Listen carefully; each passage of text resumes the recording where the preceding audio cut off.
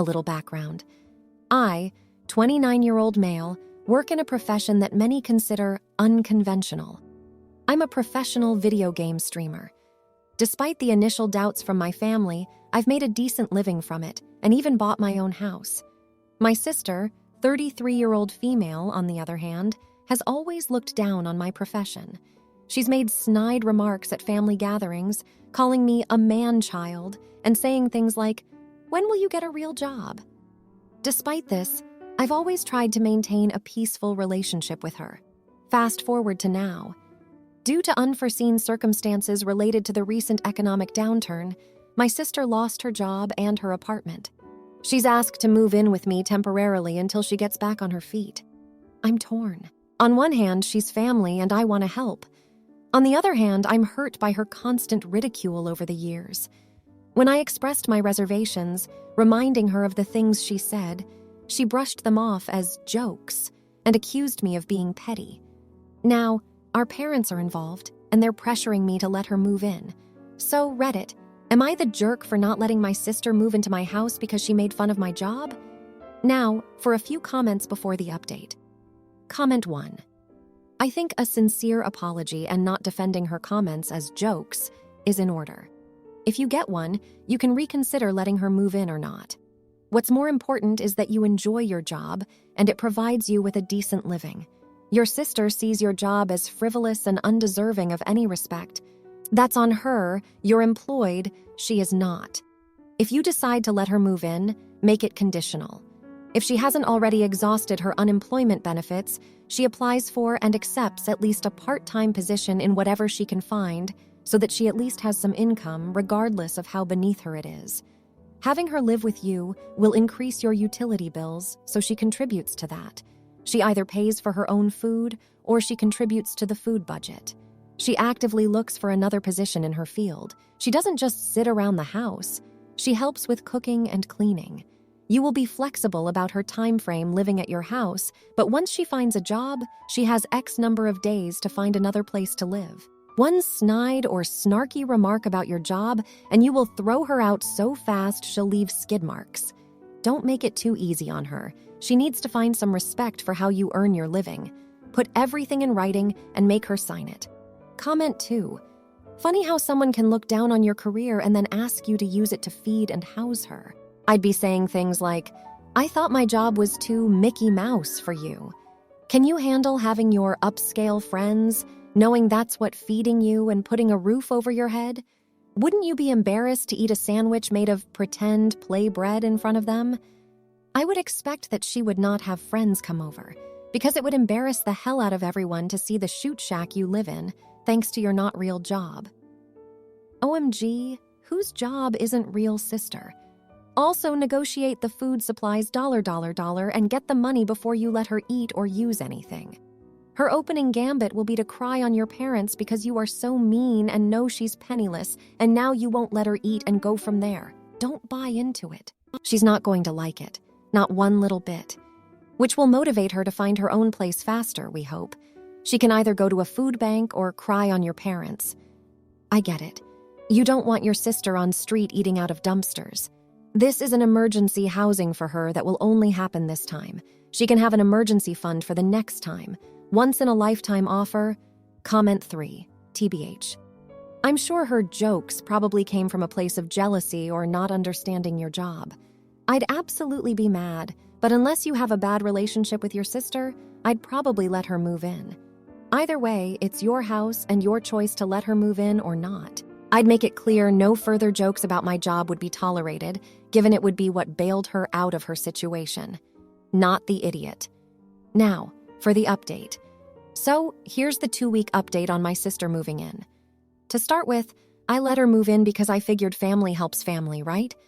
And truthfully, I thought maybe this would open her eyes to how hard I actually work. I was wrong. So very wrong. Not only did she continue her jabs at my profession, she actively started disrupting my streams. I'm talking blasting music, walking in front of the camera wearing embarrassing outfits, even going as far as pulling my plug mid-stream. My viewership started to go down, and my income along with it. Then, one day, I come home from an errand to find her on my streaming setup. She had logged into my account and was streaming herself, trashing me and my profession to my audience. And here's the kicker. She was getting views. A lot of them. Turns out she had been secretly documenting my pathetic gaming lifestyle and was planning to turn it into a reality show. She had even set up her own Patreon where she was raking in the bucks by making fun of me.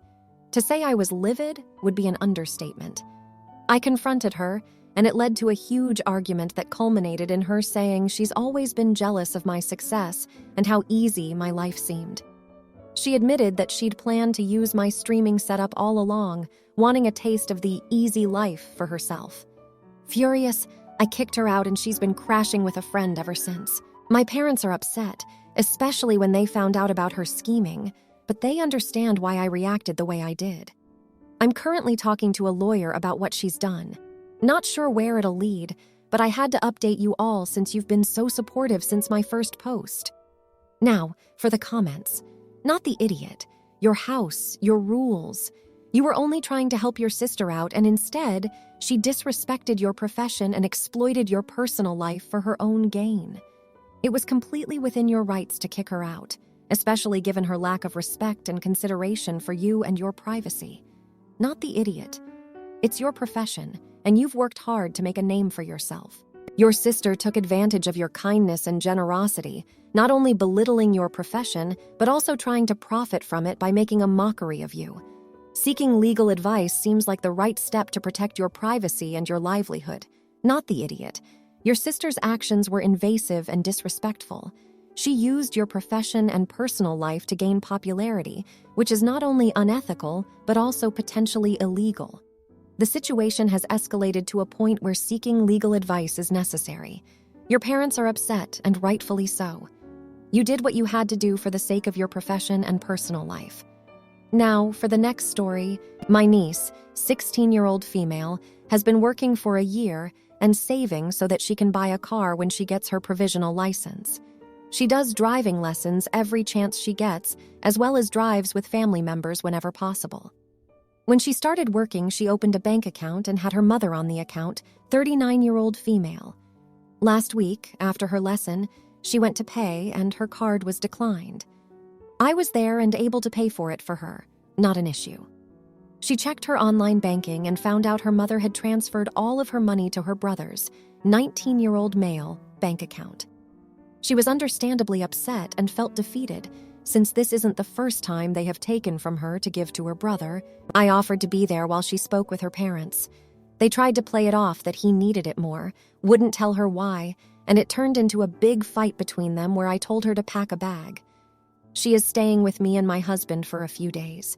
This resulted in a huge fight between me and my sister. Now onto what might make me the bad person.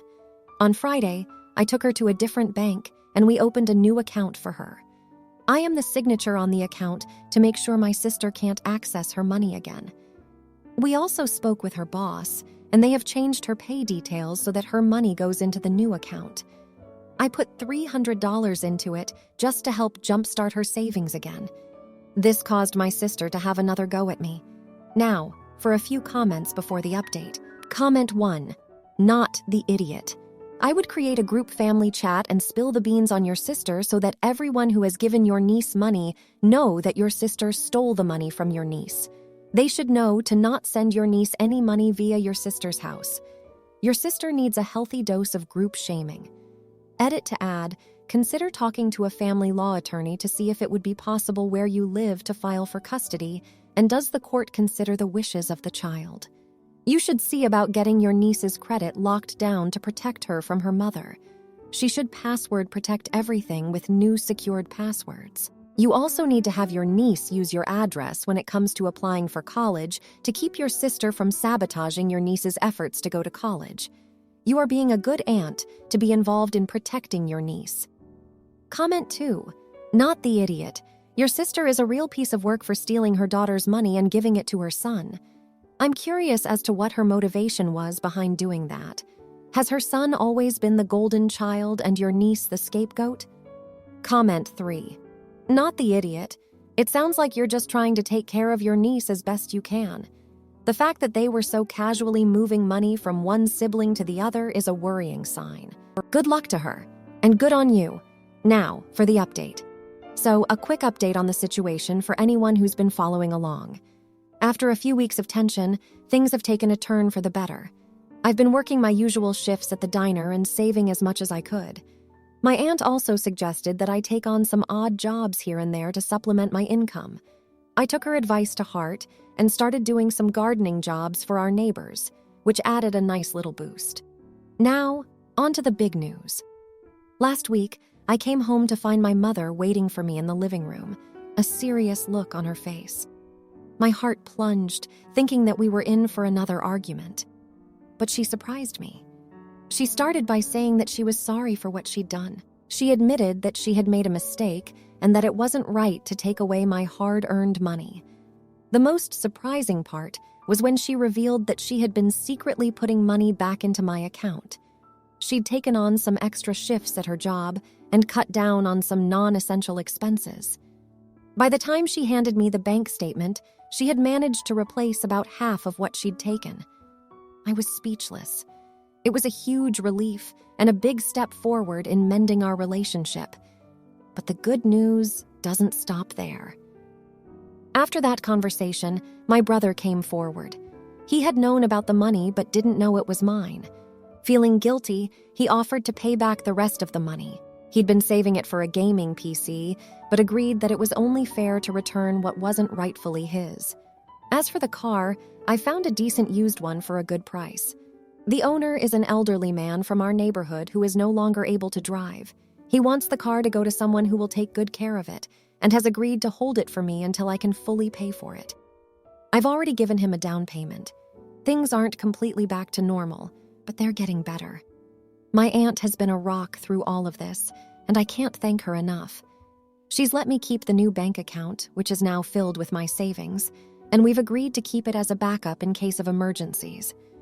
I learned a lot through this whole ordeal about family, trust, and standing up for myself. It was painful, but I think we're all coming out of it stronger and more understanding. Thanks for all the support, Reddit. It's been a wild ride.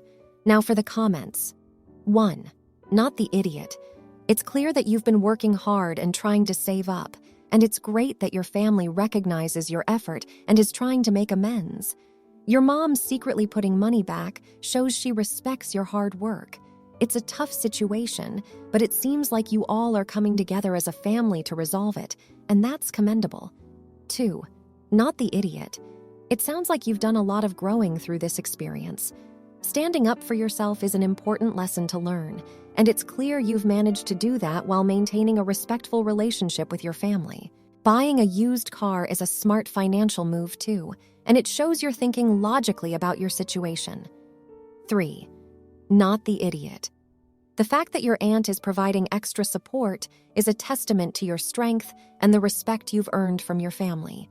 You're managing to navigate a difficult situation while maintaining your dignity and autonomy. Keep standing up for yourself and continue to make smart financial decisions. Now, for the next story. My daughter is 17 and is currently in her senior year of high school. My husband and I have been saving up for her college since she was a newborn, and we have almost $200,000 in the account. She recently told us that she doesn't want to do the traditional route of going to a 4-year college straight out of high school. She wants to take some time off from education and get a job, and figure out if or when at all she wants to go to school. This was fine to me. I support her no matter what path she decides to take. However, she asked if we could give her the money because she wants to buy a new car, amongst other things. I told her no, because if she does choose to eventually go to school, I still want there to be money left in the account, so I'm going to hold on to it for a bit longer. She says that she is entitled to the money because it was meant for her, and she should still be able to have it even if she doesn't want to go to college. Am I the idiot? Now, for a few comments before the update. Comment 1. A 17-year-old with $200,000 is definitely 100% going to fritter that money away until there's not 1 pence left, then come crying to Mummy and Daddy Dearest that she has no money for collage that she so desperately all of a sudden wants to go to. She said it herself, she wanted to get a job if she's so desperate for a car she could pay for it herself. Don't let her manipulate you into handing her £1 of that money she doesn't want to do school. She doesn't get the cash, simple as that. Comment 2. Not the idiot. My niece took a gap year because she didn't want to go the traditional route. But in her senior year, she applied to colleges, was accepted, and had start date in the following year. Parents gave her no help for the gap year and let her experience life as a high school graduate. When the date for orientation came the following year, she was very happy to go to college. It was so easy because everything had been set up in her senior year and she just had to show up. Comment 3. NTA. Most college funds insist on the money being used for school, or it gets plowed back into the parents' account. Tell your daughter you are holding on to the money for college or until she turns 25. At that point, if she has a different career, you may help her with a house, but make sure you have what you need for retirement. Now, for the update. So, we've had a lot of long chats in our household over the past few weeks, and there has been progress. A lot of progress. Our daughter, let's call her Lily, agreed to meet with a career counselor, someone who could give her advice on her job aspirations and help her understand the value of further education. The counselor was a godsend. She didn't push Lily into college, but instead presented her with paths she could take, both with and without further education. Lily came home with a new perspective. She began talking about community college, trade schools, apprenticeships, and even internships that might help kickstart her career. It was like a light turned on in her head, and she realized that higher education didn't necessarily mean 4 more years of regular school, a concept she was tired of. Now, about the money. Lily asked if she could use some of the funds for a decent used car. She argued that it would help her get a job and become more independent. After a lot of thought, we decided to give her a budget to buy a sensible car. We figured this was a good compromise as it would give her independence and responsibility. We also agreed to assist with any costs related to trade schools or internships if she decided to go down that route. And here's the kicker.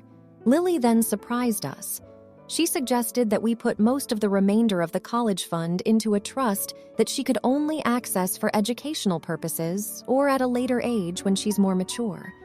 She admitted she had been reckless in wanting all the money at once and thanked us for not immediately giving in to her demands. I know there's still a lot of uncertain paths ahead of us, and Lily might change her mind about a lot of things. But seeing her make these responsible decisions has made us incredibly proud. We never wanted to force her into college. We just wanted to make sure she had the best opportunities in life, and it seems she's starting to see that. For now, we're excited to see where her journey takes her, college or not. Now, for the comments. 1. Not the idiot. Lily is clearly demonstrating maturity and responsibility in her decision-making. It's commendable that she's considering all options, like trade schools and internships, which suggests she's really thinking about her future. Her proposal to put the remaining college fund into a trust shows her foresight and self-awareness. It's great that you're supporting her in exploring these varied paths. 2. Not the idiot. I applaud Lily's decision to consider alternatives to traditional education. Your willingness to allow her to use some of the college fund for a car shows flexibility and understanding on your part. It's also impressive that Lily wants to put the remaining funds into a trust. It shows she's thinking long-term about her financial stability rather than being tempted by immediate gratification. 3. Not the idiot. Lily's approach to her future is commendable. She's not only considering her career path but also her financial future, both immediate and long-term. The suggestion to put the remaining college fund in a trust shows a level of self-awareness and maturity that's quite remarkable. Your support and respect for her decisions are great to see. It's clear you're fostering an environment of understanding and mutual respect.